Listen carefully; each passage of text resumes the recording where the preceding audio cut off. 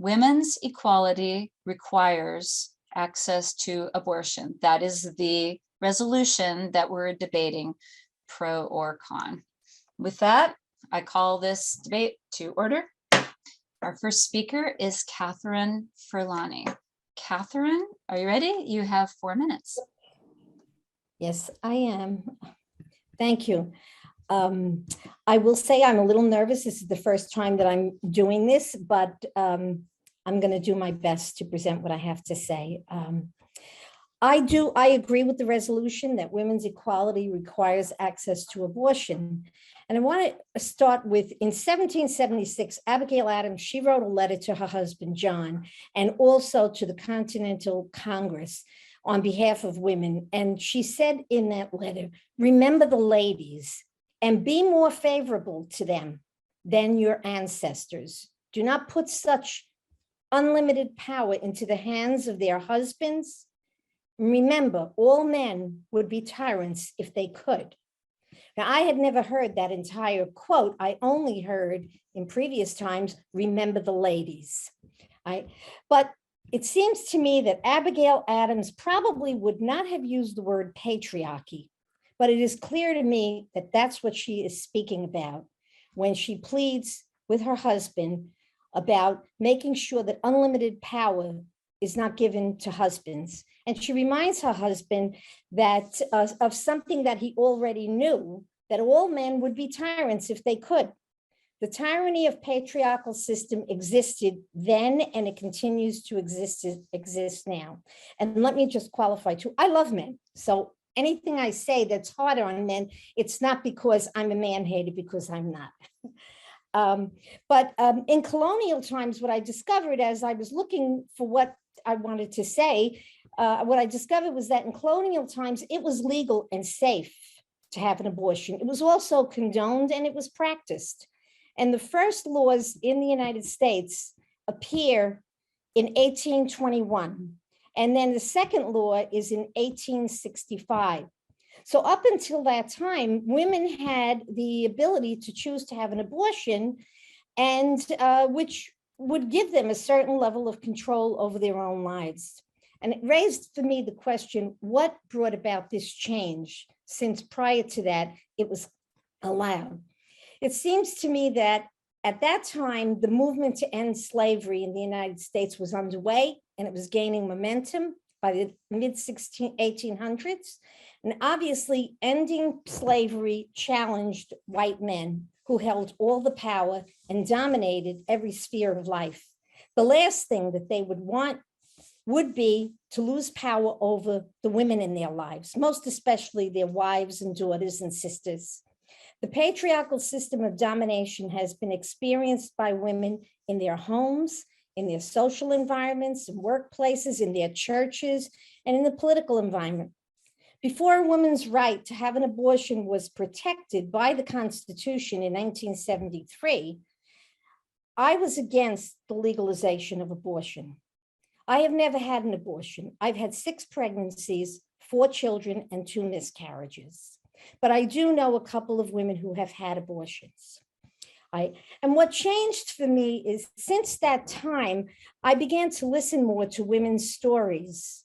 I learned more about the issue and how it affects and impacts women. I reflected and I prayed a lot, which is what has led me to my stance on this issue today.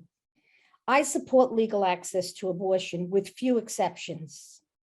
And there are several reasons why, but 2 I will say is first is because I believe women are capable of making the right choices for themselves and for their families. And the second one, I believe that life begins at conception. I believe an unborn life is precious and sacred. I also believe that the life of a woman carrying an unborn life in her body is just as precious and sacred. Both lives are precious. And for me, this is a paradox. Thank you very much. That's 4 minutes. And okay. Well, deadlines for our speaker. I appreciate that. Are there questions for the speaker? Again, I'll ask you to raise your Zoom hand. to ask a question of clarification or curiosity. And please ask your question to me, Madam Chair. Douglas Fearing, you can unmute and ask your question to me. So, Madam Chair, I'd like to ask Catherine if she was aware that the early abortion laws back in the 17 and 1800s were actually something that most women were against because men were holding it over their heads. And if they didn't want the child, they would force their wives to have the abortion. So are you asking if she's aware? My question is, were you aware of that? And would that change your perception of that law back then? Yeah. Thank you. You have 1 minute to answer. Okay, I was not aware of that particular thing, but I'm not so sure that it would change my perception because men do that today too. I mean, even when women have access to abortion, there are times, like I know a woman who was forced by the male in her life to have an abortion.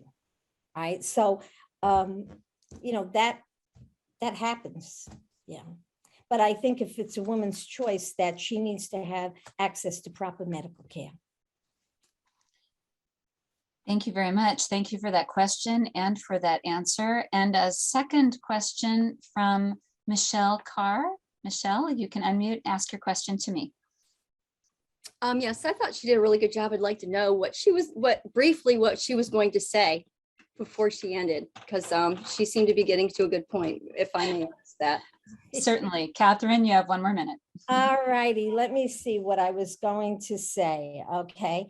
What I was going to say in addition was something like, what does a woman do when she is in conflict with what she needs for herself and her well-being? And that conflict of what she needs is in conflict with the unborn life that she is carrying. That's a hard question. And I know I've heard people almost flippantly say that women make this choice as though it was just rolling off their backs. I don't think there is a woman who makes a choice about her, especially when it comes to an unborn child, and makes it without a lot of painstaking struggle, And what I was going to say is that, and I think that because it's such a difficult choice, that what she needs from the community is our understanding and our compassion, not judgment and condemnation. And she also needs to know that she will have the proper medical care. Thank you very much. And with that, the speaker is thanked. All right, jazz hands for our first speaker. So you might have noticed that this debate resolution was framed very specifically about women's equality and how that related to access to abortion. And you've done a wonderful job so far of focusing on that nuance, and I really appreciate it. So our next speaker will be speaking against the resolution, and that is Eduardo Andino. You have 4 minutes. Hey everyone, good to be here tonight. So I'm suspicious of the claim that women's equality requires abortion, in part because the promotion of abortion has always reinforced a status quo of inequality. When Margaret Sanger founded Planned Parenthood, she did so on the basis of eugenic theory. This view held that some races, such as Anglo-Saxons, have superior genes, and others, such as Blacks and Southern European immigrants, have inferior genes. Abortion, along with forced sterilizations and contraception, became tools of social engineering to eliminate inferior people from the American gene pool. More children from the fit, less from the unfit, was an early rallying cry of eugenics-driven social engineering. So from the beginning, abortion in America sent a pretty clear message. We want less people like you in our society. Sex-selective abortion is widespread in places like China, India, and Pakistan. For various reasons, having a boy is seen as preferable to having a girl. Whether the reasons are economic or cultural, it's clear that in these cases, abortion makes women's inequality very concrete. Not only does sex-selective abortion physically reduce the number of women in society, it teaches girls in that society that they are less valuable, which in turn impacts the attitudes they will have towards their own future daughters. But we might say, today in America, abortion isn't about eliminating undesirable people, It's about allowing women the economic and personal benefits of being able to work and pursue other activities without the interference of an unplanned pregnancy. But this logic, once more, puts abortion to the work of reinforcing inequality. We all know the difficulties workers face. We've lost the concept of a just wage. The Sabbath rest has given way to late nights, long weekends, and enslavement to our inboxes. Our workplaces and educational institutions don't seem to understand human realities. I've seen women lose their scholarships because their programs wouldn't allow them to take a semester off for maternity. Many face this choice in the workplace as well. Many employers and schools admirably buck these trends, but for those that don't, we have to ask, is abortion really the answer? Should we have to go to such lengths to participate in normal educational and work opportunities? We do a disservice to women with less favorable employment conditions when we encourage abortion. There is a great societal and economic demand for women in the workplace. We should use that demand to leverage for employment conditions that acknowledge women's biological realities. Instead, abortion asks women to simply cower in the face of the status quo. It asks them to sacrifice the truth of their bodies and their children to an exploitative fantasy world in which women don't have babies, families don't need income, students don't have responsibilities, and laborers give all of their waking hours to maximizing company profits. We must instead demand that society and the economy conform to reality, which means acknowledging that women have babies, families need money, and that the goal of work is to make possible those things that are more important than work. Having recourse to abortion simply lets the oligarchs get away with treating us as profit maximizing cogs and avoids real progress towards equality. Thank you. Thank you. And now we will entertain a couple of questions.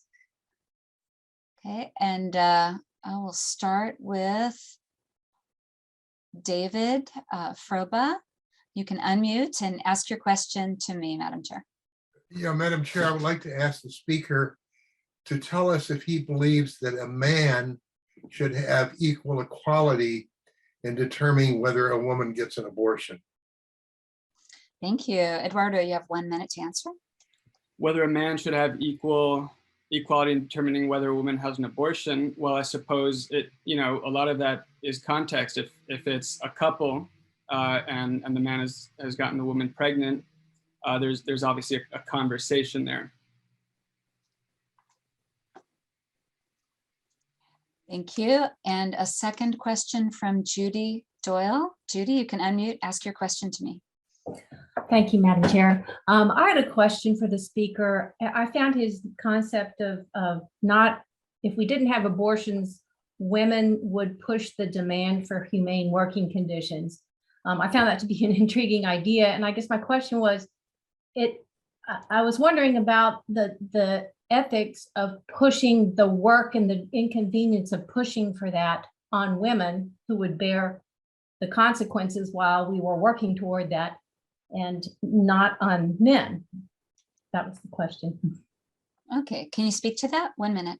I think if men, like myself, are serious about ending abortion in society, then we need to push for these kinds of things. I mean, one of the things I frequently see is women turn to abortion in situations of fear or uncertainty. And so to the extent that we can help eliminate those situations and help make the choice for life, then to me, it seems obvious that men should push for these kinds of reforms.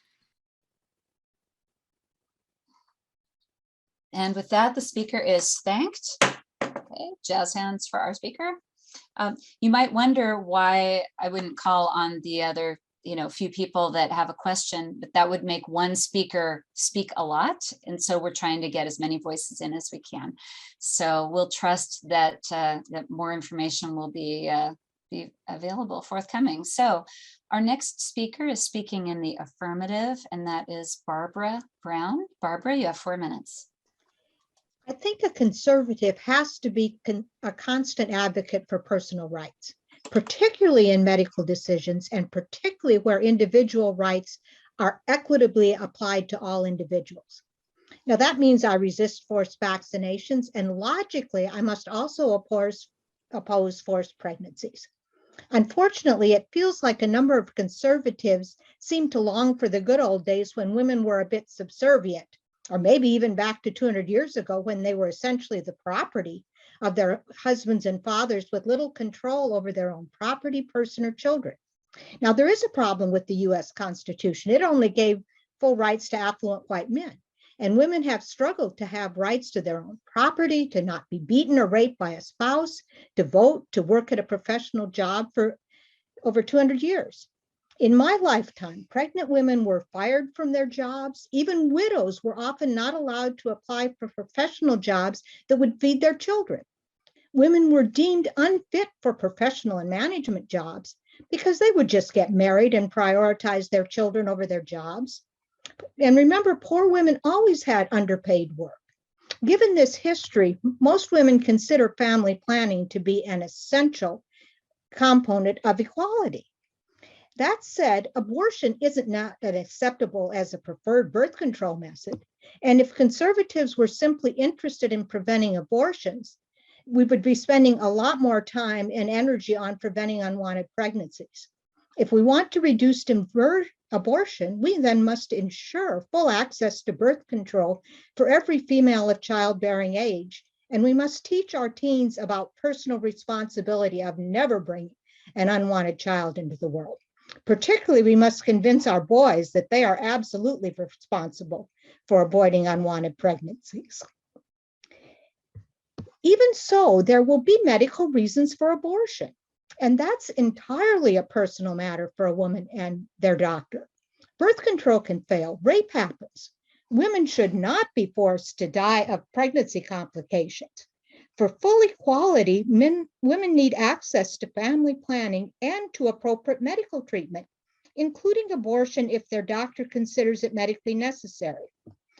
Are we implying that women are not capable of making hard moral decisions, such as the choice to have an abortion and rather than risk leaving their existing child motherless?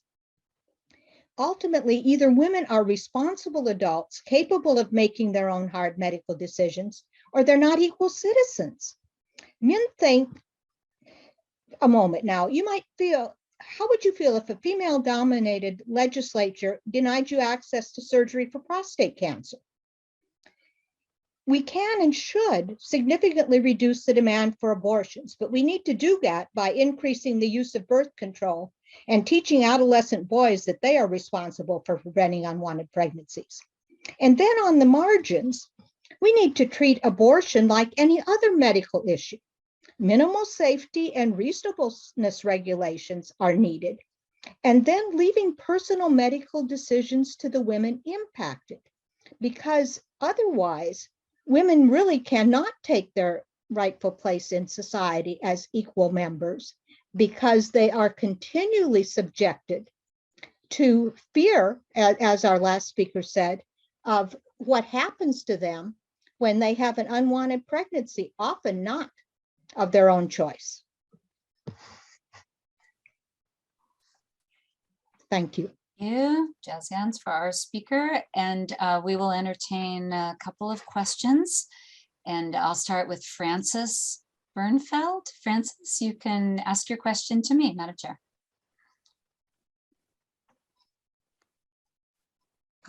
I thank you. Well, Madam Chair, thank you very much for acknowledging me here. I think that the issue about rape is really important, and there's another issue, and I wonder what the person who just spoke might have thought about taking care of things themselves. You hear so many stories about women who try to end pregnancies by themselves, or go to hangers, using hangers in their organs. I mean, it's ghastly. What is your question? Well, the question is, how do you avoid those kinds of things happening without allowing women to have control over their own bodies? And I think you're talking about unsafe abortions, Frances, right? And Well, no, I'm not- historically, Yeah, go ahead. it, Right, historically, that's been a terrible issue, right? And it continues to be an issue sometimes for poor women and women who are afraid of the men in their lives, are afraid to let folks know they're pregnant, right? And so, I mean, you hear horror stories of everything from swallowing lies because they thought it would be give them an abortion, to using a coat hanger by themselves. And this issue of safe access to abortion is certainly front and center, and it's becoming more common again. Back in the 70s, when I was younger, before Roe v. Wade, it was a common practice for women to end up in the emergency room from a botched abortion. And that doesn't happen nowadays when it's safe and legal and accessible. But you're right, it will happen if we make it inaccessible because women are desperate. Thank you. A second question, we will call on Scott Freeman. Scott, you can ask your question to me. Thank you, Madam Speaker. My question is, the speaker said something like we should reduce the frequency of abortions, and I would just want to hear her clarify as to why we should reduce the number of abortions. Thank you. 1 minute. For two reasons. It's very traumatic for women in most cases. I think the first speaker said that it's not an easy decision, right? And one of the main driving factors for abortion is that lack of birth control. And in some cases, it was irresponsible people electing to just ignore it and figure you could always get an abortion if you had to, right? And that's a serious problem. So if we had real access to family planning the way we ought to have in this country, then women would not feel like they had to wait until they were pregnant and unintended and couldn't handle a child and go on to the abortion route, because that's the last choice for most women. Prevention is worth a pound of care. Thank you. And with that, the speaker is thanked. Thank you, Madam. Thanks for our speaker. Thank you for the great questions. Our next speaker will be speaking against the resolution, Sue Lonnie Madsen. Sue, you have 4 minutes. All right. Thank you, Madam Speaker. My position is I am firmly pro-life, and I don't want the government to ban abortion. One reason is that if a government that is strong enough to ban any particular procedure is also strong enough to require it.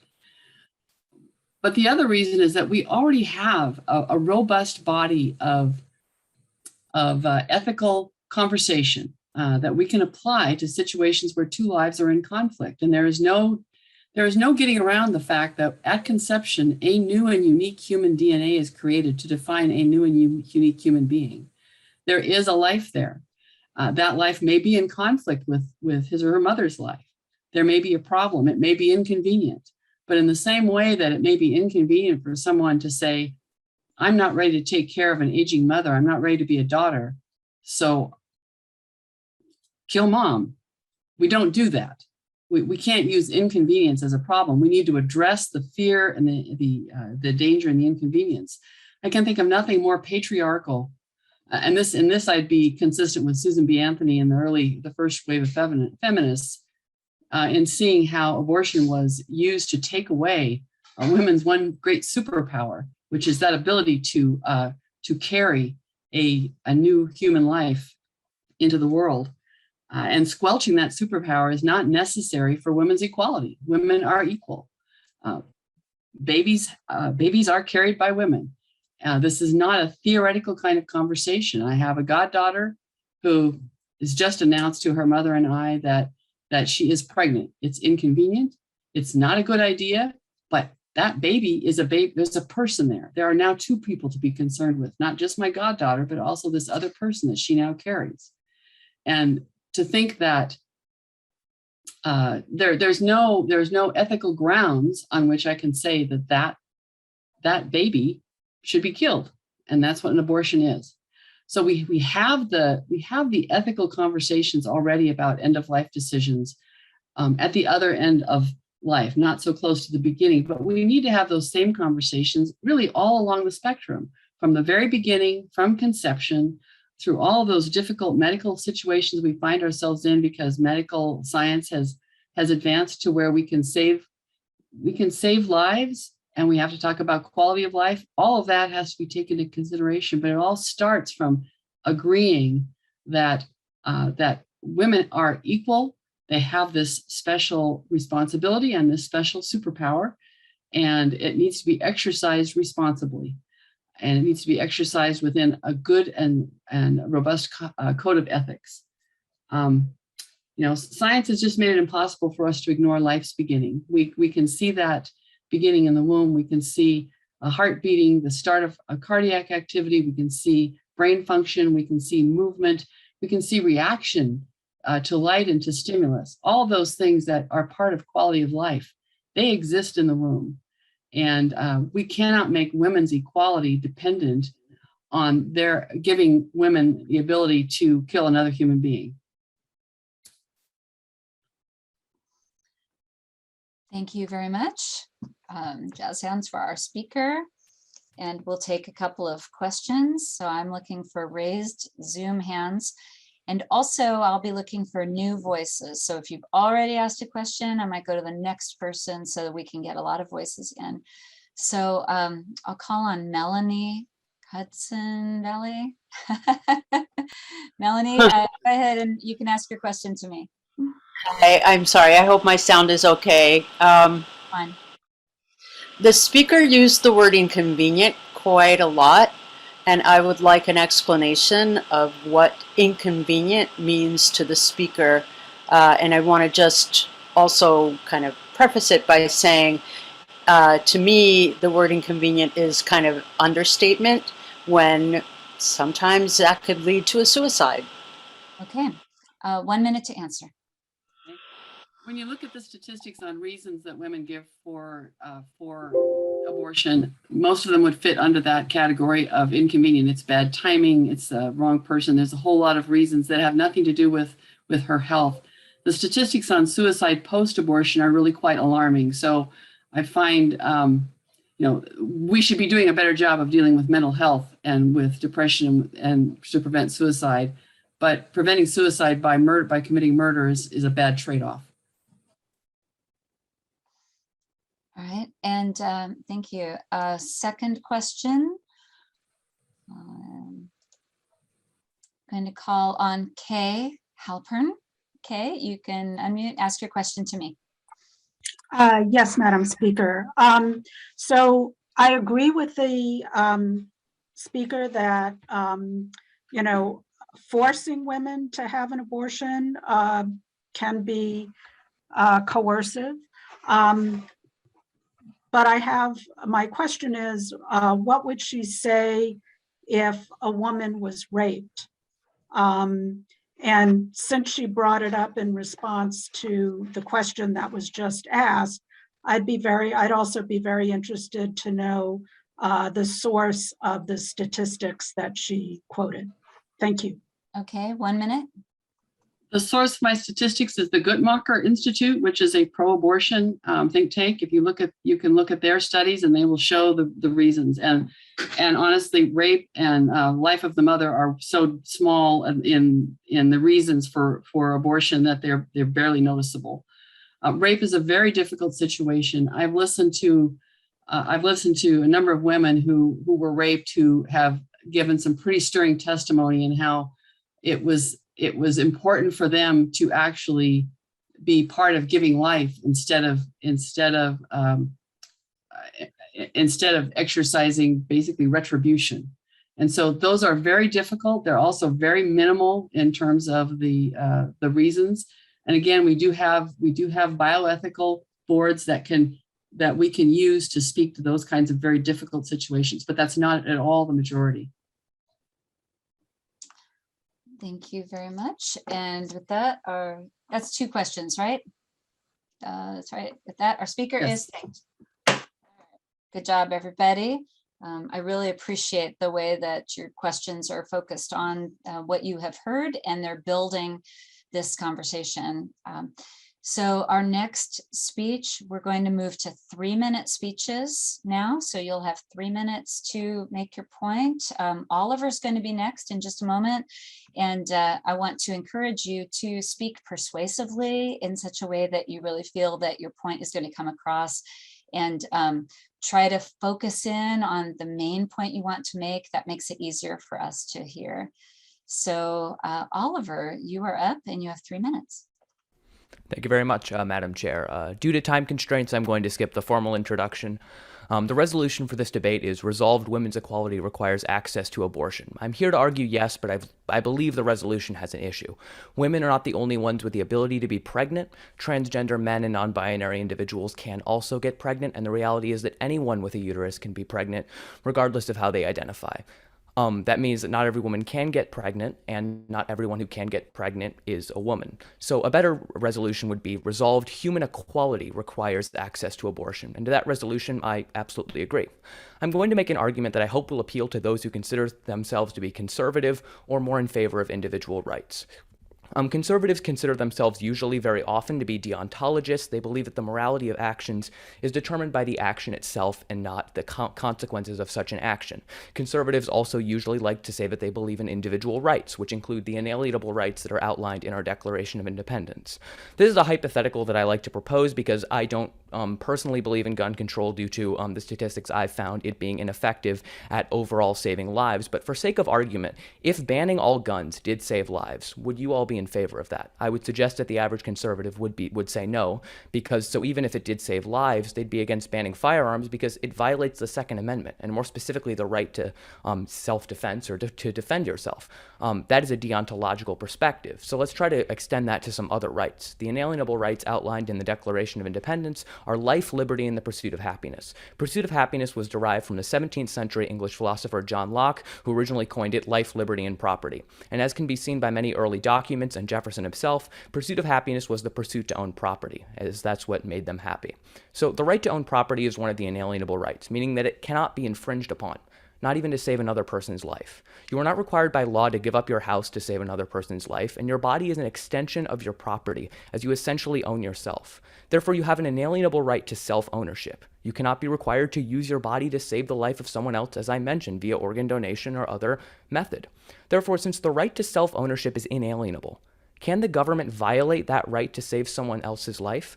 That seems to not follow deontological ethics, which if you believe you can't violate the rights of one person to save another, then this is clearly a contradiction. How about masks and vaccines? Both reduce the spread of COVID-19 and save lives. However, many conservatives believe the government shouldn't be able to mandate either, because the government can't violate your individual rights to save another's lives.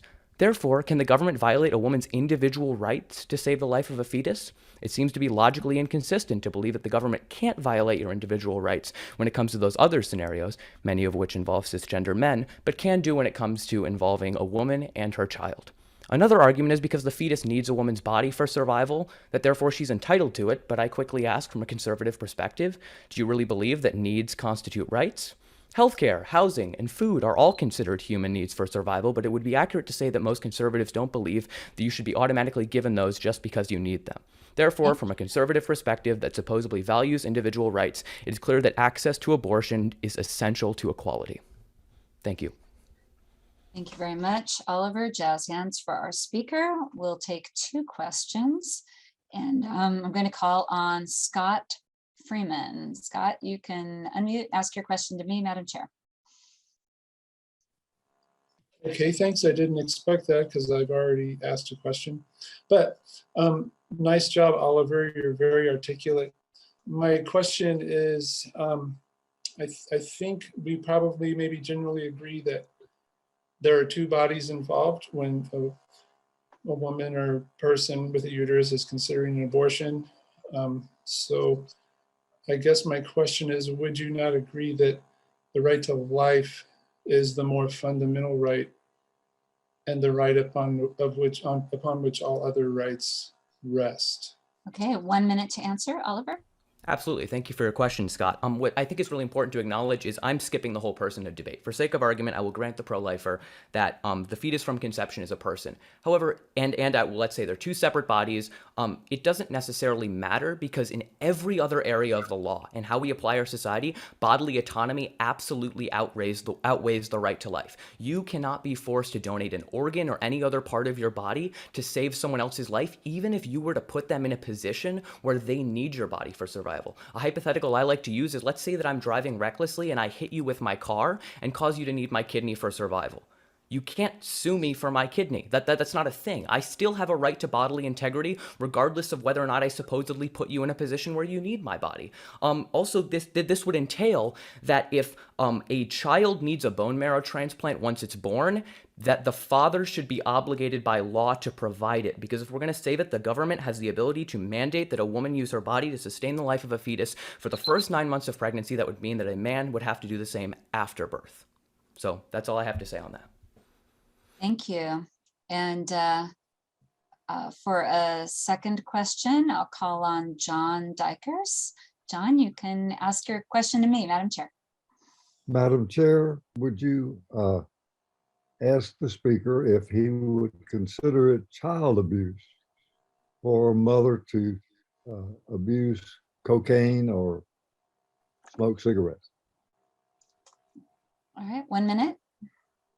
Yes, this is a really good question, John, and it's basically comes down to the nature of harm, whether or not necessarily something like fetal alcohol syndrome or using drugs during pregnancy would be considered harming the fetus, but somehow killing it is not. When I was initially researching this, I thought this was a huge threat to the pro-choice position. After all, how can we say that these things are wrong, but abortion is not? But it really does come down to the philosophical nature of harm that is far beyond a 1 minute response that I can give right now. But the reasoning is because you're frustrating future desires, meaning that what you're doing by drinking alcohol or taking cocaine is you are creating an entity that therefore will have their desires frustrated by your current action. If you end up having an abortion, that fetus never has the ability to get desires and therefore cannot experience that same type of harm that it would otherwise have if you were to drink alcohol. Way oversimplified. There's some really good research essays that I can try to link to some people if they're interested, but that's kind of all I can say in the time that I have right now.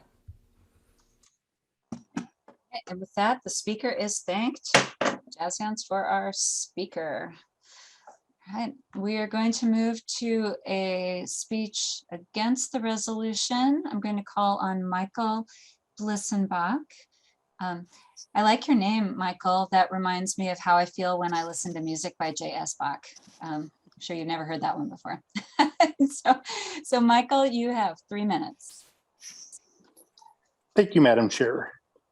My position is I am a pro-life liberal or Democrat, and for me, I don't see how abortion advances women's equality. To me, the underlying problem is sexism in the workplace, and forcing women to have to be the same as men and sacrifice an important part of who they are, namely their ability to generate life in order to move up in the career world or in society.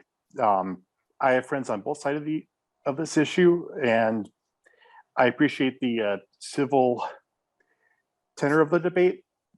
I think rather than abortion, I think the solution that we should be working for is enacting universal health care and the universal basic income to tackle poverty, and strengthening laws like the Pregnancy Discrimination Act and cracking down on sexism in the workplace and holding men accountable for all the children that they sire, so that women aren't stuck in the position if they choose to raise a child of parenting alone in poverty. In addition, half of all pregnancies, the unborn child is female, and I struggle to understand how killing women advances women's equality.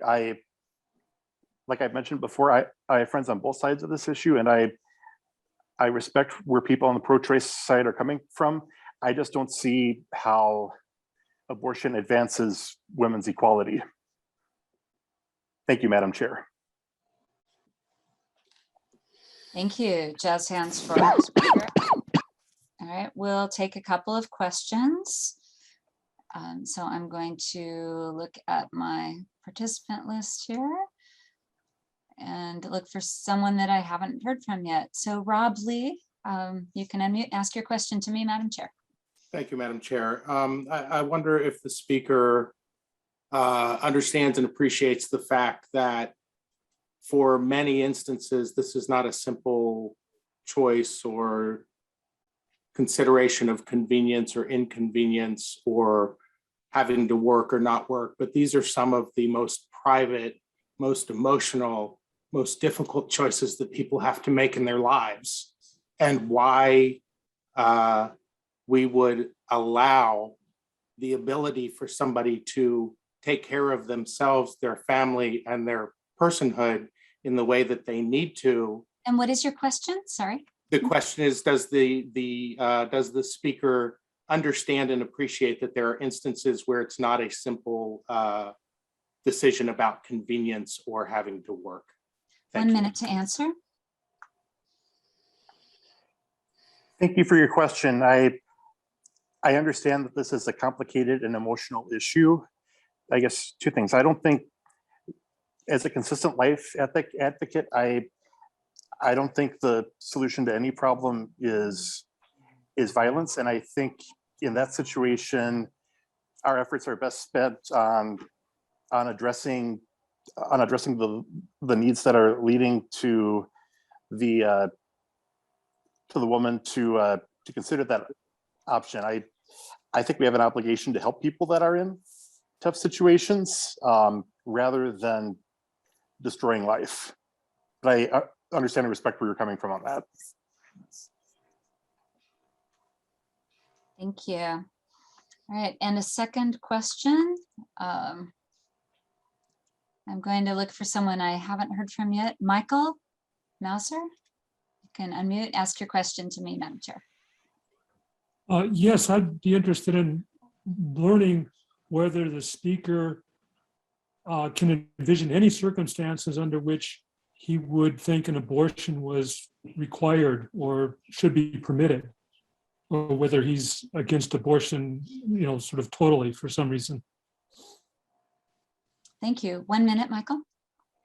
Thanks, Michael. Nice name, by the way. I appreciate your question. I think in the case of an ectopic pregnancy, removal of a fallopian tube, which is technically abortion, I think that that's morally illicit. All right, and with that, the speaker is thanked. Sounds for our speaker and for our questioners. All right, I'm getting all kinds of messages here. You should see how many screens I'm looking at right now. I'm looking at a lot of screens besides you guys. Okay, so we are now moving to a speech in the affirmative. And I see Marley Silverman. Did I get that right, Marley?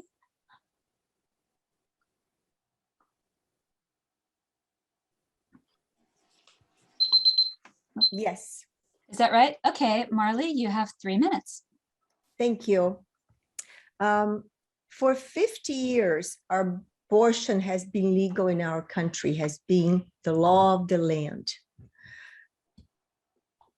Women's access to abortion is fundamentally protected in our Constitution under liberty. So women must be able to decide without state interference whether she should have a child or not. I have listened to both sides of the coin here tonight, and I have not yet heard anyone mention viability, scientific research. I have heard people mentioning women's emotional health, which must be accounted when we are denying women the ability to have an abortion. In cases of incest, in cases where the women life is at danger, abortion we should not have to have permission from the state to have a medical required and scientific procedure.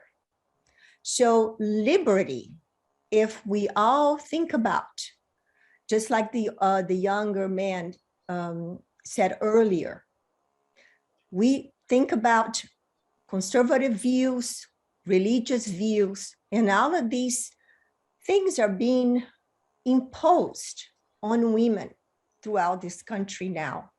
And the fear that these women are going through right now are really devastating. Babe Rowe recently on an Atlantic magazine interview said the most devastating, and I'm now paraphrasing her, but the most paraphrasing thing to her, it wasn't whether her mother had the right or not to have an abortion, but the fact that she was unwanted. And this child had to live the rest of her life with the thought that her mother did not want her. I believe that women must speak up, must stand up, and we should not ignore. This will definitely be a huge setback for our personhood, for our emotional and physical health. And abortion ought to remain the law of the land. Thank you very much. Thank you. Jazz hands for our speaker. We'll take a couple of questions. Stop. All right. Julian Blair, you can unmute and ask your question to me, Madam Chair. Julian, unmute, please.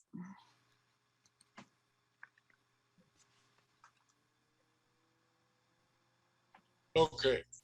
Madam Chair, I think my hand was left up from the previous speaker, but I want to congratulate the speaker in bringing up the mental health of the mother, and I really liked her point of view.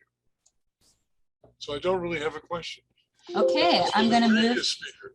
Okay, I'm going to move to Curtis Bleakley. Curtis, you can unmute and ask your question to me. Thank you. Madam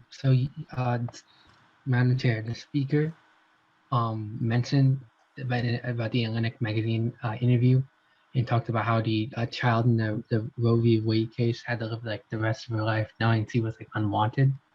I was wondering like how with regard to the speaker's opinion, like how much like the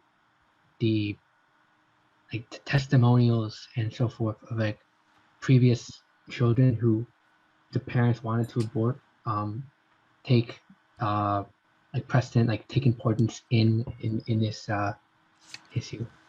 Thank you. Marley, 1 minute to answer. I was not able quite to hear me quite well, but is he asking the question whether the children who are alive today, but the parents wanted to abort them? Was that the question that he asked me? Yeah, I was asking about that. Like how much that like is important with regards to the issue. Well, this is the thing. I don't know of any children that would be happy to say, I'm happy that I'm alive, even though my mother did not want me. I do believe that from my personal experience and in dealing with women who have had tough decisions to be made,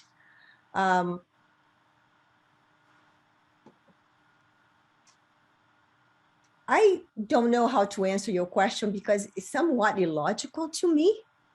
I don't see a logic in your question. So maybe you can re-ask me the question again. I'm going to go ahead and move on to another question. Thank you for that. So let's go to John Dykers. John, you can unmute and ask your question to me. Madam Chair, is the speaker aware of technical advances that are being made in the transportation of organs for transplant that may be eventually evolved into an artificial uterus, and the changes that might make on the question of abortion or not? Okay, 1 minute to comment, Marley. That's a very good question, and that goes back to viability. Currently, viability is set at 24 weeks. If a woman has a baby at that particular time, there may be a possibility that we can save the baby by basically preserving the baby on an incubator. But earlier than that, it's really a fetus, and it would be difficult to save that baby. Now, perhaps in 20 years, 30 years, that viability question may be moved up, and I may be too old to answer that question.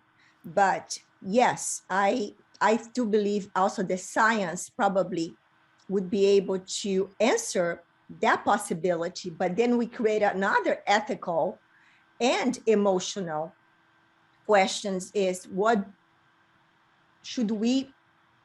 is going to take care of this child? The state, the godparents? I mean, there's all other questions that come to my mind. Thank you. With that, the speaker is thanked. All right, jazz hands for our speaker, and thank you for the questions. April Lawson is next, and I just want to say that we're doing a great job focusing on the specific resolution that is before us. This is not easy, and I commend you all for it. Our next speaker is April Lawson, speaking against the resolution. April, you have 3 minutes. Thank you, Madam Chair. I was about to say sort of the same thing that you just did, which is that I feel like we're really wrestling here. And I would just say that that is merited. There has been, so Mr. Nyhouse, I really appreciated his speech because he tried to put it in conservative language by talking about rights. I'm a kind of conservative that isn't particularly rights oriented, but I valued that, and I thought it was a good bridge, a good reach. To me, this question can never be about rights because rights are a sort of cold, analytical, systematic way of looking at something that is, frankly, deeply mysterious. And it's when we use the word personal, part of what we mean is that this is about life, it's about bodies, it's about things that are so, they're not things that a law or a simple line of logic are ever going to be able to capture. And so the question I have for everybody is about your position is just, how sure are you? Because to be honest with you, I am pro-life, but not easily. I am a person who believes in the soul. And so I just think that probably a fetus is a person, because I don't know when else there would be a soul that just shows up somewhere. And I also am a sexual assault counselor and hotline counselor. And so I know this is not easy for me because I know what it costs women. Women are unequal in this society, and the amount of violence against them alone makes that obvious. However, to me, what it means to have a society that is genuinely pro-women, where women have genuine equality, is where their particular nature is honored, our nature. And to me, that means a society where it's possible. I heard a statistic recently that 1 in 4 women has had an abortion. And someone I really respect on a Brave Angels podcast recently, actually, that I recommend to you, said, I wonder why 1 in 4 women are so desperate. And what I want to do is create a world where they are not that desperate, where having a child does not have to mean the end of your life as you know it, where it doesn't, where that's what it means to me to be pro-family. And so I would say that women's equality will only be achieved when we actually value families and take care of them and give people the ability to handle the very unexpected and, yes, sometimes traumatic changes that their lives involve, in a way that they can heal from and continue forth with. Thank you. Jazz hands for our speaker, and a question from Roy Vella. Roy, you can ask your question to me. Yes, Madam Chair. I wanted to, the speaker brought up some really interesting issues, and I wanted two parts. One was about law and this being sort of something that can't be legislated, and really, I mean, so the first part of my question is, one, does she see abortion as a scientific thing that is about rights and privileges under the law, which is the first part. And then the second part is, would it change if I said women's equality requires access to medical care? And how, where does she draw the line? Is it because abortion involves that extra soul, right?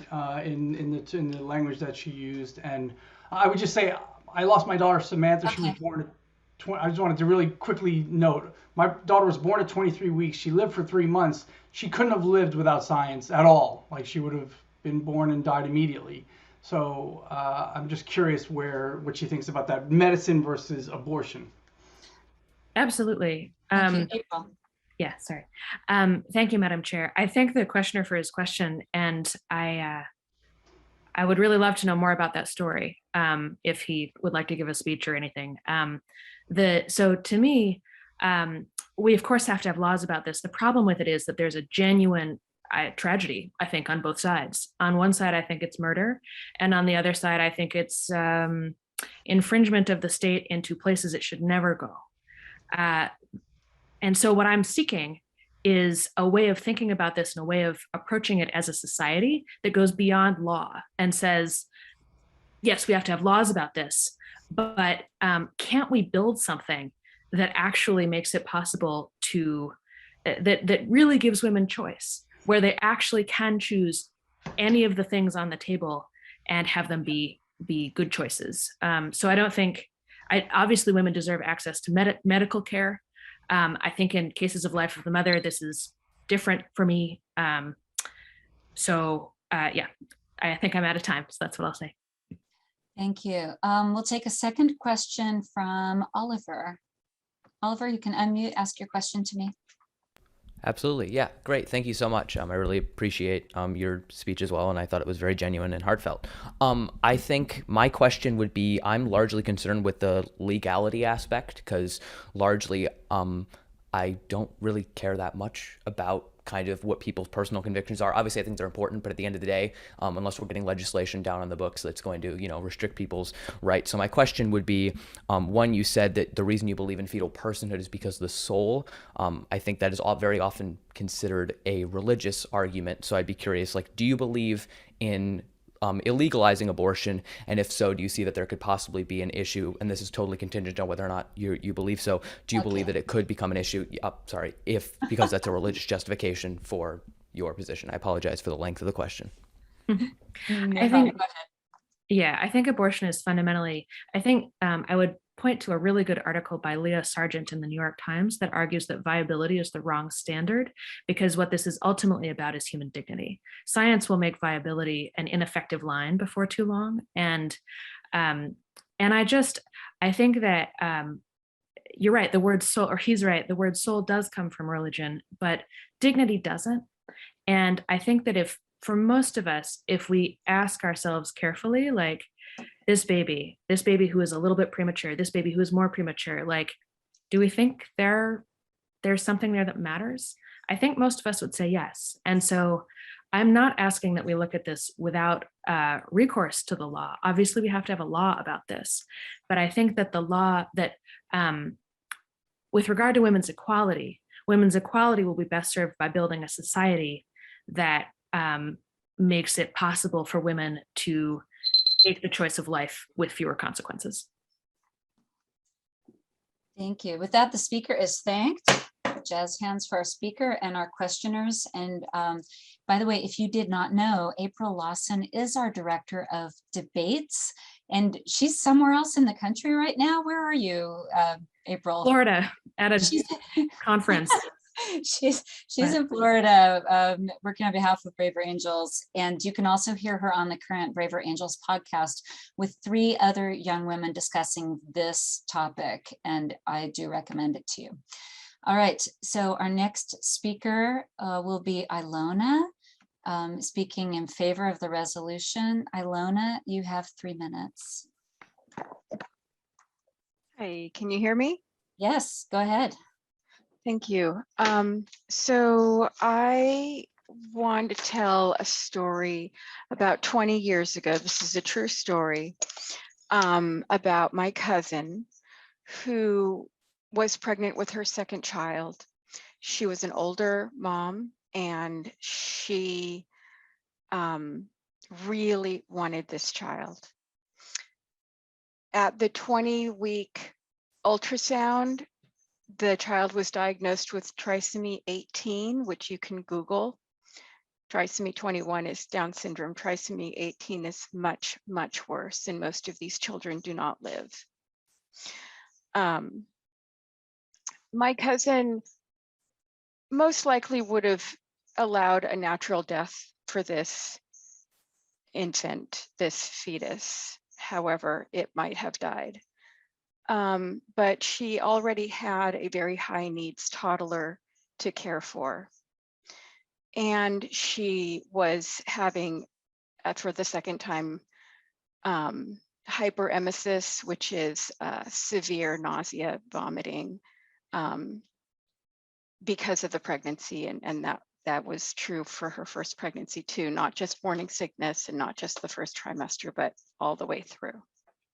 So she decided that she needed to get an abortion. And this had to be a late-term abortion because they didn't know about this diagnosis until very late in the pregnancy because of the way our diagnostic tools work. And she did, and it was very hard for all of us. In fact, this child would have been only weeks apart from my son, and I was pregnant at the time. And I was looking forward to them growing up together. When I share this story with my friends who are against abortion, they say, well, you know, that's a special circumstance. And what I want to say is, as a nurse, and I work in a facility where one of the many procedures that we do are abortions, I talk to these young women, and everybody is a special circumstance. Everybody has their own individual stories. Everybody has their reasons. And we walk on very thin ice, I think, judging people we don't know when we don't know their circumstances, how their hormones work, how their moods interact with their hormones, whatever it is, whatever the realities are of their life. Politicians don't know. We just don't know. Anybody who says that anybody is pro-abortion, I don't know anybody who's pro-abortion. Thank you. It's a really hard decision. That's our 3 minutes, and I want to offer jazz hands for our speaker and continue with a couple of questions. Courtney, would you like to unmute, ask a question to me? Did I pronounce that right? Courtney or Courtney? Yes, Madam Speaker, you pronounced it great. It was beautiful. My questions had been for April, but maybe I can frame it. That was such a touching story. I'm going to try. Very moving. Thank you. I'm wondering if she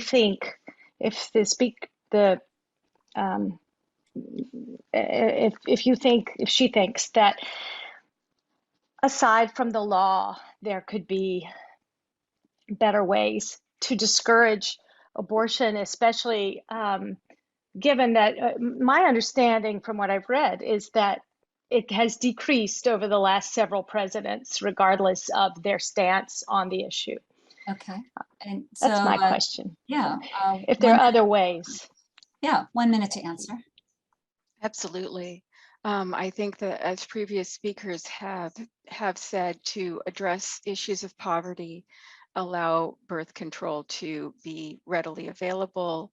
Our healthcare system is pretty patchwork and lackluster in terms of serving people, including and especially the poor, but anybody. And so that's one thing. And I think it's important to do all those things, but I also think it's important to allow people to have the full range of options and allow them to make that choice for themselves. Thank you. All right. And let's see, starting the clock. Was that one question or two? Okay, thanks, Julian. I saw your one. Okay, one more question, and I'm going to call on Terry Watkins. You can unmute and ask your question to me. Thank you. Actually, I wasn't ready with a question, but I did really kind of led into my thoughts on it. I know I only have a minute, but as a medical It's a provider, question. Yeah, it's a question we're looking for this particular right. speaker. So Yeah, I'm going to move on to someone who has a question for Sure. this. I didn't have one. I don't know why I got called. That's fine. Let's see. Michael, do you have a question for the speaker? Yes, thank you, Madam Chair. I want to thank you so much for sharing that story. I have a 3-year-old nephew with Down syndrome. And I guess my question is, do you support allowing abortion in the case of Down syndrome? And if so, could you explain your reasoning on that? And we would say, does the speaker have an opinion? Sorry, does the speaker, sorry. Yes, thank you. Go ahead, 1 minute. Hold on, my headphones are about to die. Sorry about that. So I think that in any case, first of all, I know a couple of people with kids with Down syndrome, and they're the sweetest, gentlest, most loving people I can imagine. I think that raising children is really difficult. Raising Down syndrome kids who are not neurotypical is very much of a challenge in a different way. And I don't support just aborting kids because they have Down syndrome. I think it really speaks, it should really speak to the individual situation that family is in, and that woman is in terms of giving the child, that if they feel they can give the best life they can give to that child. So really, like any other decision around abortion, it really depends on the individual situation, and nobody should be dictating. Thank you. With that, the speaker is thanked. Jazz hands for our speaker for this great conversation. I appreciate it. Our next speaker is speaking against the resolution. That would be Jane Rampona. Jane, you have 3 minutes. Okay. I had a really hard time saying whether I was for or against, even though I have definite feelings, as we all do, about this issue. My grandmother was faced with an unwanted pregnancy, and on the day of her divorce, her brother-in-law came up to her and said, "You can't be very far along. I will pay for an abortion." Of course, it would have been illegal in those days, but she refused the abortion, and as a result, 17 lives came into being. I'm not saying that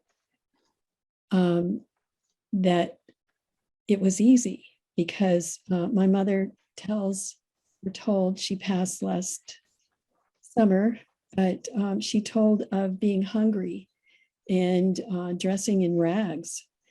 Her mother had to clean houses. She was a single mother, of course. But what I want to say is, I also have dear friends who have had abortions. And I do not think that any of us can condemn any of the rest of us, because we don't know what this person went through. And none of us is perfect. None of us are in a position to point the finger. But what I do want to do is make it possible for a woman in my grandmother's situation to be able to have that baby and to not have to be hungry and to not have to live in poverty. Even people that are married, even married women have abortions because they feel that they can't afford the child. I'm not saying whether or not having the child is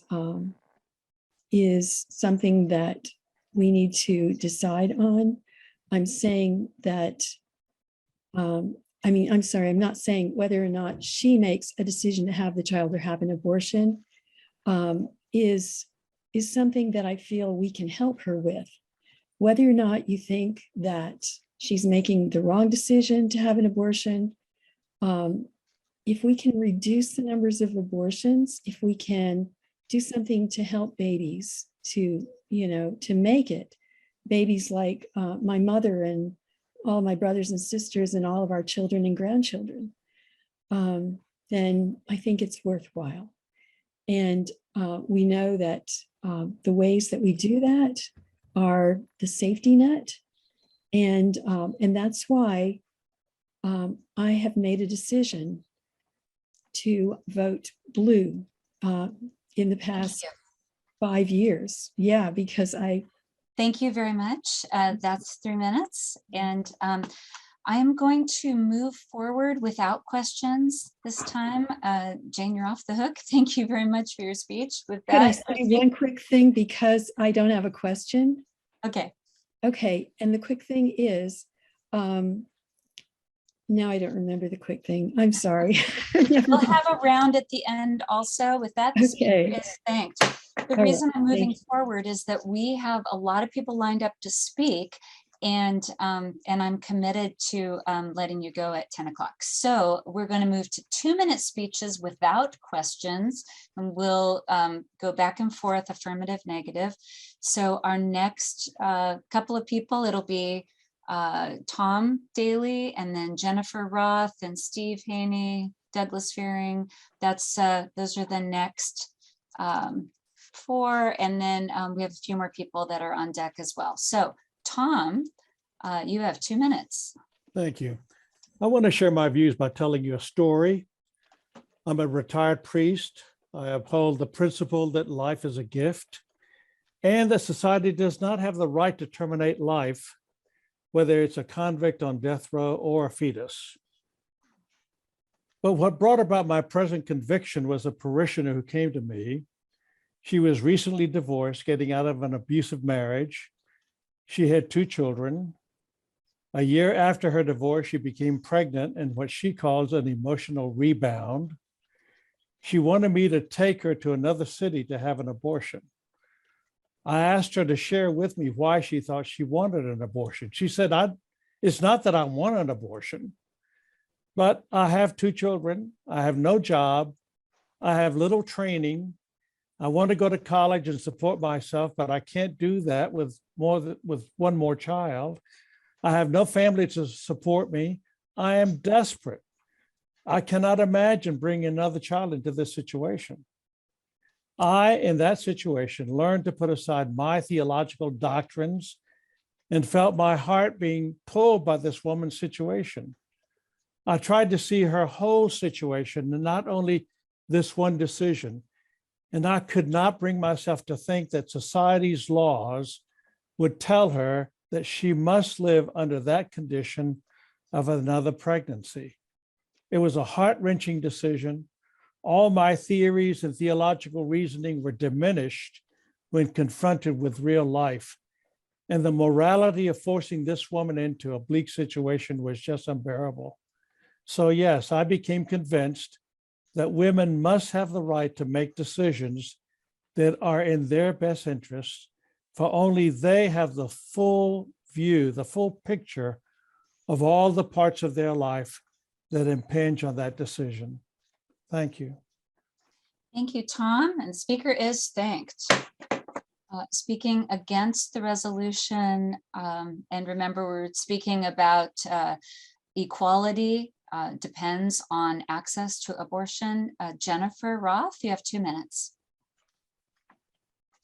Hi, yeah, personally, I'm coming at this more from the left side. And generally, the left is very aware of the economic and social pressures that can constrain decisions that are supposedly free. Economic libertarians will argue that minimum wage laws hurt workers because if employers could pay $3 an hour, they'd hire more people.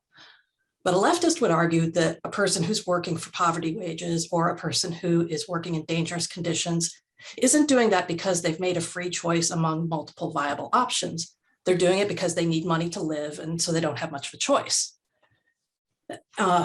And so that's why, that's why leftists will argue for things like minimum wage laws, worker protections, maybe universal basic income, because never having to make a choice between a bad job and starvation is fundamental to a pro-worker society. And I believe that the same analysis should be applied to abortion. There's a reason that major corporations in Hollywood are tripping over themselves to prove how committed they are to abortion. And it's not because they're feminist. It's because it's a whole lot more money and trouble to pay for parental leave and deal with getting temporary replacements for workers on leave and providing for nursing moms and changing shooting schedules to accommodate pregnant actresses. There's another comparison that I can make that might sound a bit crass, but I would ask you to remember that to many women, the idea of having an abortion is repugnant because they believe it harms a human being. I hope we would not consider it justice if a boss said to their worker, you can't keep your job unless you sleep with me, or a landlord said, you can't pay your rent, you can't keep your apartment if you don't sleep with me. I hope we wouldn't say, well, her ability to do that, that's justice, that her ability to live is contingent upon that. I don't think we'd accept that. And that's why I don't accept the resolution. Then the speaker is thanked. Our next speaker is in favor of the resolution. Steve Haney, you have 2 minutes.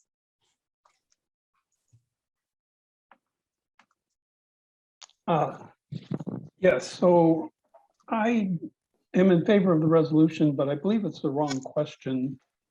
For us, as Braver Angels, we're trying to overcome and reduce the partisan divide and bring the red and blues closer together. I don't think this question does that. I think that for most pro-lifers, it's a religious question. And I think that, saying that life begins at conception is a religious belief. It's a very valid, heartfelt, sincere religious belief, but it is a religious belief. And I think that for many pro-choice or progressives or liberals, they don't necessarily hold that religious belief. I think that religious belief that humans have a soul that is separate from the body, that begins at conception and is somehow fully formed at conception, is rooted in Cartesian dualism, and that it's not necessarily something that everyone holds or needs to hold. Many of us believe that the soul develops and grows along with the body, that a mind from the outside is a brain from the inside is a mind, and that there's unity that the brain and the mind are the same thing, and that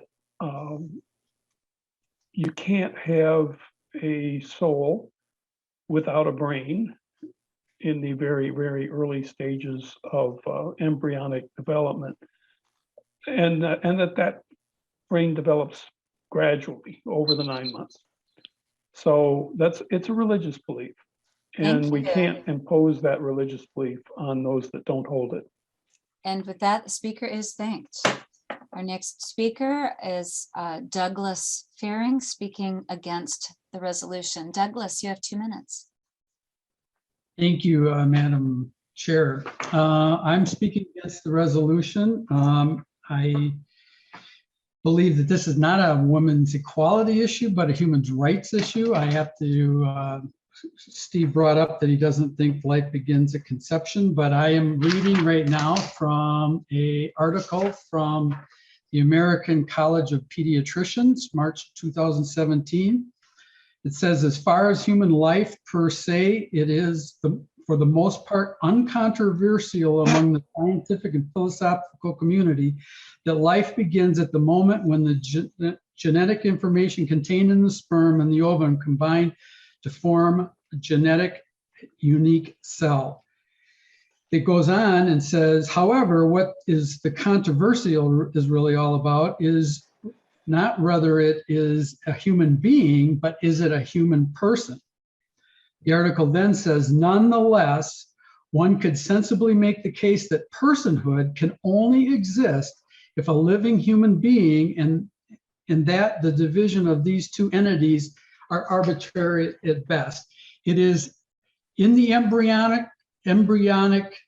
scientific community, it is undisputably determined that life begins when the sperm penetrates the egg. So the debate is not about anything other than life. It's wrong to intentionally kill an innocent human being. Abortion intentionally kills an innocent human being, and therefore abortion is wrong. When I don't come at this with just cold feelings. I have a sister who had an abortion and she regrets it, and she is now pro-life. And I have a daughter and her husband who haven't been able to have children. And when I hear about people who have babies because they just don't think there's another option, it's like they need to adopt, and they've had 2 failed adoptions, and now they're doing foster care because they weren't able to have children of their own. Thank you. Thank you. With that, the speaker is thanked. Our next speaker is Rob Lee, speaking in favor of the resolution. Rob, you have 2 minutes. Thank you, Madam Speaker. So I have a problem with the resolution as it's written as well. I really like the way that the one speaker talked about personhood rather than, it really is a human right issue or an equal rights issue, that we have the ability to manage ourselves and manage the things that we put into this world. I'm not pro-abortion. I am absolutely pro-life, but not at the sacrifice of the individual to make decisions autonomously about themselves, their bodies, their families, and I don't care if it's a woman or a man.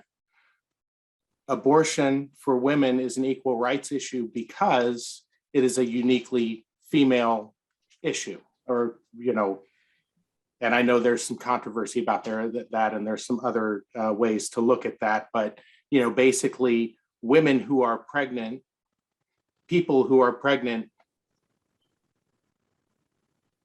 should not have society determining how they manage that and what they do with their bodies and in their life.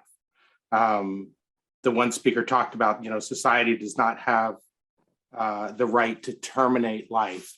Society also does not have the right to get into my personal experience and my personal life and the decisions that we make for our families and for ourselves. So I think that the resolution, while it's problematic, is correct, that it is an individual right. And the stories are emotional.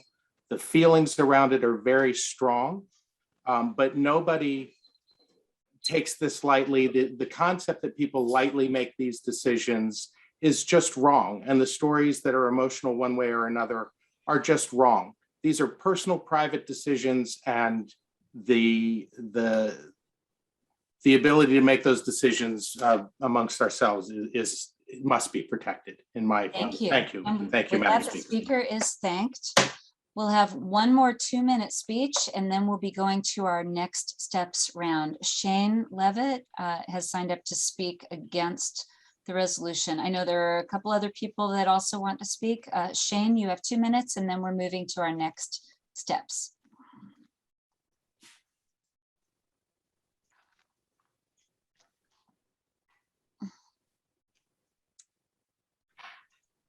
Looking for Shane. Can you unmute? Okay, not seeing Shane. Janet Dixon will be our last 2-minute speech. Janet, you have 2 minutes. Thank you, Madam Chairman. I wasn't thinking that I was going to get to speak, so my head's kind of going different directions, but I want to speak to a couple of things. I am pro-life, and I'm pro-life in both ends of the life. I'm a nurse, and I've seen, been at the bedside when looking at a person and wondering, kind of like that discussion about the soul, you know, when they're breathing, are they really home, you know? And I think we can't know for sure when a soul is placed in a body and also when they have left, but we can know when there is life, and it is scientific, as somebody has already discussed with that article. It's really not disputable anymore. It was disputable, I would say, in the early 70s. Even when I was born in 1965, my mom thought I was dead for a few weeks because there was no proof that I was alive, and she was bleeding and carrying, and it wasn't good. And then here I am. And so certain situations are very difficult, but we have such great medical tools now. I'm a nurse. I'm a nurse practitioner. I'm also the director of a pregnancy help center. So I spend my days talking to women who are pregnant, and they're surprised. It's sometimes unhappy.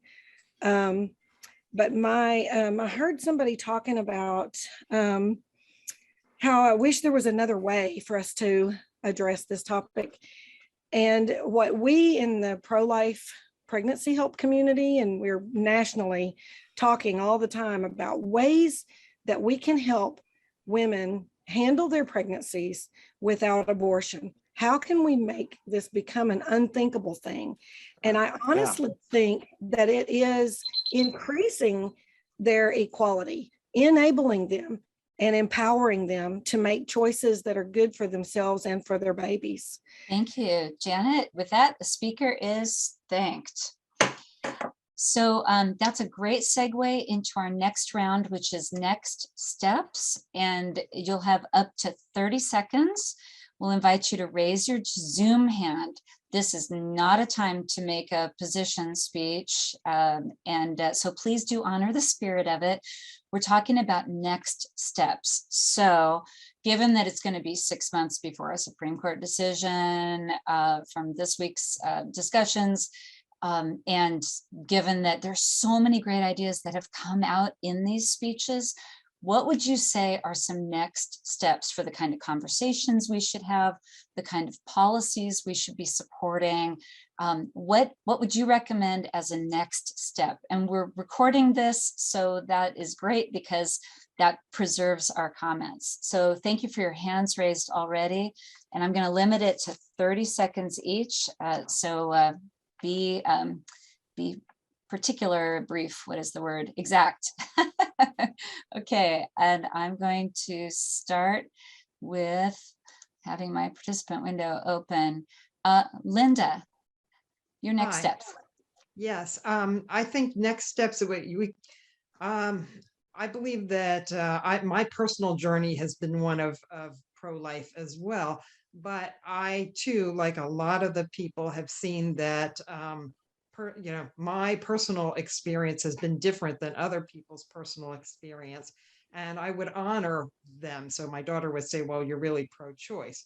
But I do think that as a next step, we might all, or most of us, agree that limiting unwanted pregnancies, and that's come up before, is a Thank valid. you. I'm going to keep everybody to 30 seconds. Thank you, Linda. Barbara Brown Houston. I also would like to suggest that we stop wasting time arguing about abortion and start putting all our efforts into family planning and to helping women make the choice of not having an unwanted pregnancy well before the issue arises. Thank you. Steve Haney, your next steps. Muted, I'm sorry, I'm muted. Not to disagree with Barbara, I think that that's something we need to do, but I think to resolve this issue, because it is probably the most divisive issue that we have between reds and blues, we need to come to some kind of consensus, and we should have another debate that is focused on, the religious aspects. Thank you. I'm going to skip to some people I haven't heard from yet. Beth Marlowe, your next steps. Yeah, I would argue that any policy that goes forward to restrict abortion is accompanied by a policy that somehow protects families, women, improves childcare. We need to have both on the table at the same time. Thank you. Let's see. Lydia McCloskey, your next steps. Yeah, to put it in another perspective, I'd like to propose the concept of choice or restricting male choice by requiring all men from the ages of 15 to 25 who are unmarried to have a reversible vasectomy. Focusing on their bodies might help them understand our concerns. Thank you. Ray English, your 30 seconds. Thank you very much, Madam Chair. I have not been present for all of this debate, so I hope I'm not saying something that's been mentioned before. But I do want to point to the example of Ireland, a Catholic country, which established a national assembly, people chosen at random, to examine this issue in detail and then make a recommendation. And a Catholic country made a choice as a result of that protected the right of abortion.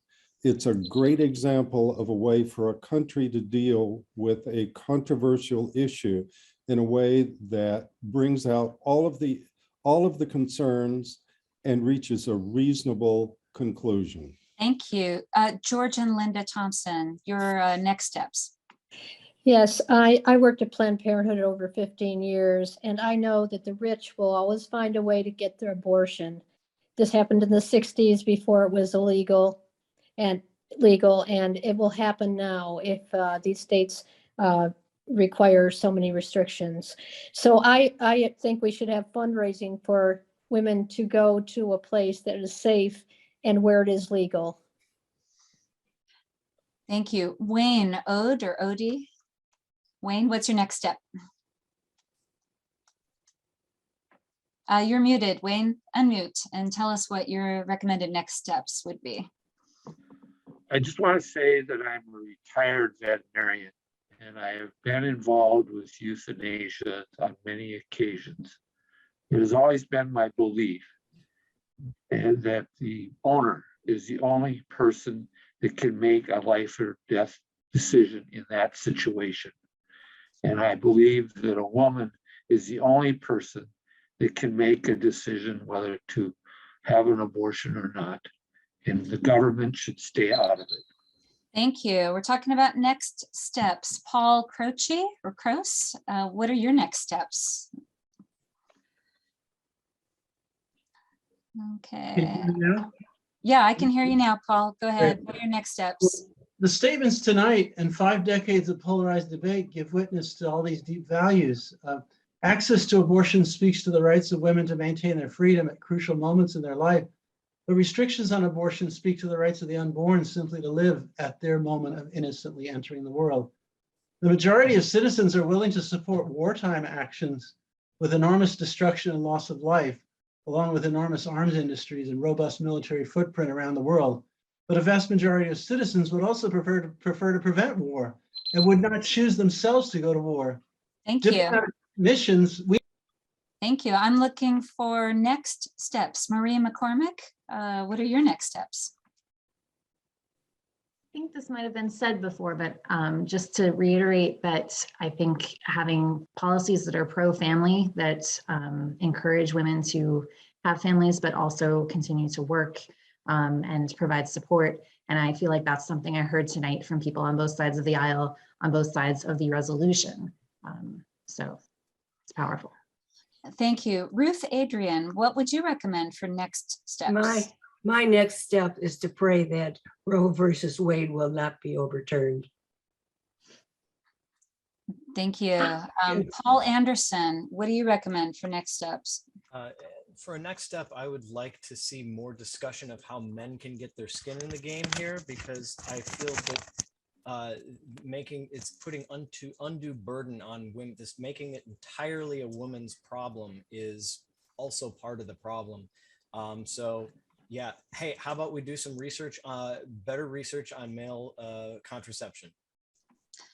All right, and on this particular round, the last word for next steps goes to April Lawson, because she's my boss. April, what would you recommend for next steps? I come to your room more often.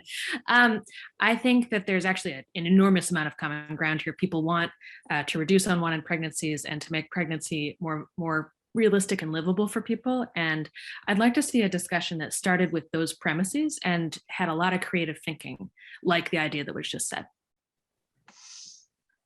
Thank you. So our next round is for Chandler and our other staff to give us some links that we need. And Chandler's going to put those in the chat. There is a link to a feedback form. We value your feedback. We use the feedback to shape debates. You might not know that there are about 50 people nationwide that are involved in the online debate program, just running it behind the scenes. There are 5 or 6 of us right now running this one, and another 5 or 6 in another concurrent debate. And we meet weekly, and it's really great. It's a great group of people. And so we need your feedback. So please do copy that link or click on it so it opens in another browser behind your Zoom. And I also want to give a couple minutes to Paul Norris to help us understand a little bit more about continuing these conversations. Paul Norris, you have the floor. Yeah, so I thought I'd begin by just mentioning what our mission statement is. We bring Americans together to bridge the partisan divide and strengthen our democratic republic. A lot of thought went into that. And that's, I think, a statement that itself bridges the political divide. Some of us just happen to think this kind of work might be saving our country. We offer a lot of activities. Our signature red-blue workshops, highly recommended by me if you can take one. One-on-one conversation, skills training, debates like the one you saw tonight, and lots more than I can list. Very important is to be aware of our local and regional alliances so that you can actually meet people face to face, maybe in the upcoming future, but at least you can work with people who are in your local area. Something we're doing that's a little bit newer, bringing our skills to the political process, working with political leaders. So this is a big step forward for us. Only $12 a year to join. Trust me, that money is not going to be wasted. Most of us work for nothing or just for the love of doing this. And I might also mention the possibility of a life-changing experience from participating in Braver Angels or creating improbable friendships. So please join. Thank you very much. So right now I'm going to ask for anybody that has not said anything at all yet, or hasn't asked a question, hasn't made a comment. If you would like to say something that you learned or something that you enjoyed, raise your hand and I'll call on you. I'm trying to get an opportunity for those that haven't spoken yet to just say a little something. So just a phrase or a sentence about what you learned or what you enjoyed.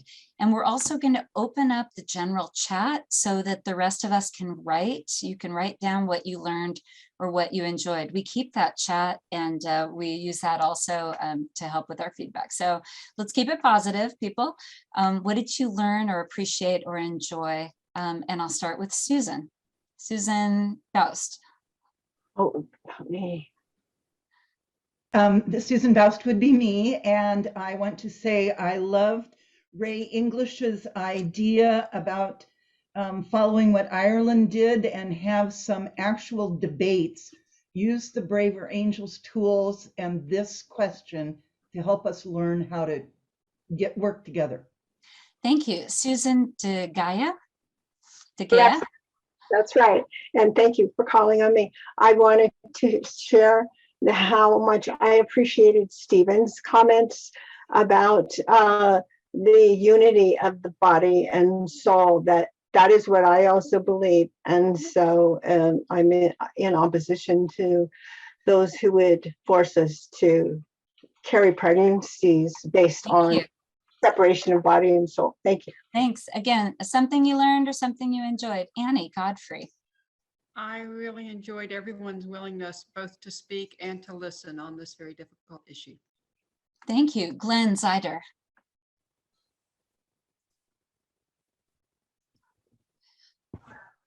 I wanted to say how much I appreciate the different perspectives that I heard tonight. There's a lot of different ways to look at this issue.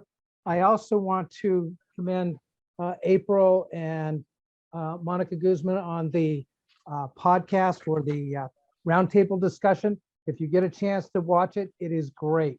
Really opens up your eyes. Thank you. Thank you. Cadence Straight. What did you learn or what did you enjoy? Yeah, thank you. I would just like to say that I also too enjoy the different perspectives. I also really enjoyed hearing that we should include more education on the males part too, and I think that is very valuable. So thank you. Thank you. Julie Murray. Unmute, Julie. Sorry, I also appreciated again so much the availability of a safe space that is so skillfully facilitated. Thank you, Madam Chair, and all the people in the background for people who care about important things to be able to hear and speak to one another. This is a treasure. Thank you. Mike Morton, what did you learn or what did you enjoy? As a blue, I was really struck by how common my conservative friends share this support for families. I think that's really a great place to start to work. And I really appreciate that. And thank you, Madam Chair. Thank you. Barry Ryan. I'm a pro-life, lifelong Catholic, blue. I struggle with the whole issue of imposing my will on others, though. I see others as having a right to make the choice of the use of their own body. But and after hearing the wonderful presentations tonight, I still am feeling a bit of ambivalent. I can't make up my mind where to go on this, but it's great hearing people talk about it. Thank you so much. Kathy Daniel. Being a fallen away Catholic, I very much like to hear what the priest had to say about helping somebody make a hard decision. And I really liked what the men said, several men who said that we need to find a way, and I think it's also a future thing to look into, of getting men in the game. You know, I think that would have men have some consequences, and I think maybe they'd take us more seriously. Thank you, everyone. All right, well, we are about to send you out with a song. We began with a song by Jan Christ of Fort Wayne, Indiana. She was one of our panelists in a recent Coliseum debate. And by the way, our next debate is a Coliseum or panel debate, which means that you will see a panel of 8 people usually and a moderator, and you'll be able to watch more like a webinar and ask questions.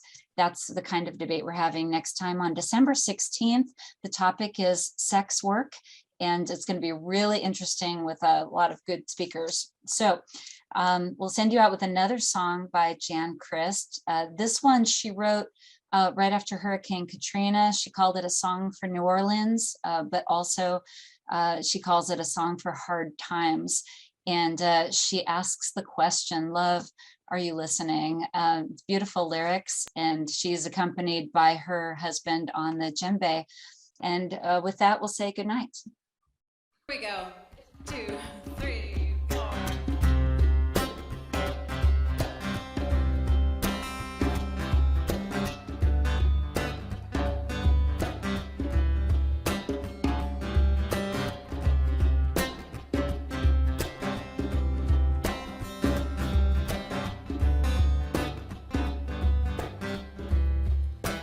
Without a hope, without a prayer, is anybody listening?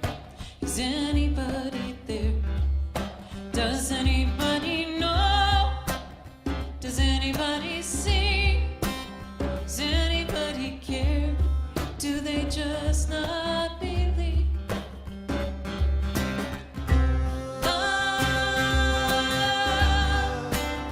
Are you listening?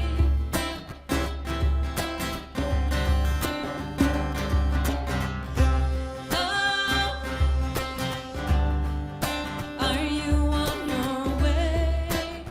Are you on your way? And will you lay your body down? Will you be the holy ground? Will you bandage every wound? And are you gonna be here soon? Will you pull us up and in? Will you bring us back again?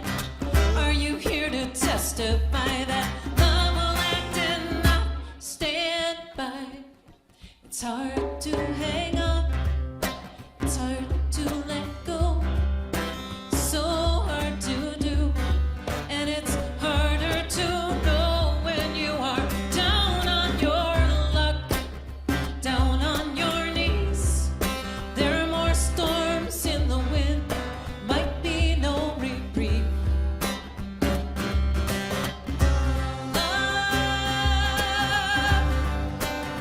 Are you listening?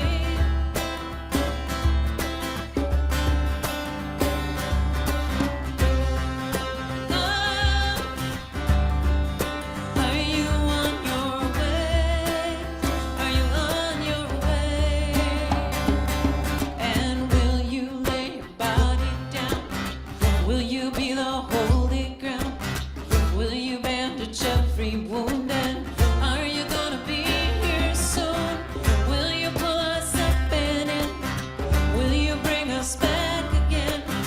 Are you here to testify that love will act and not stand by?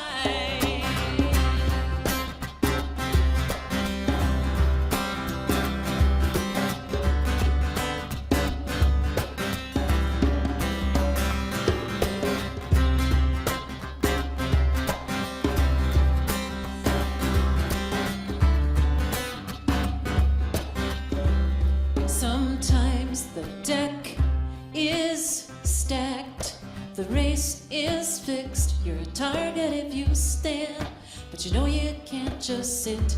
And so you gather up your heart and you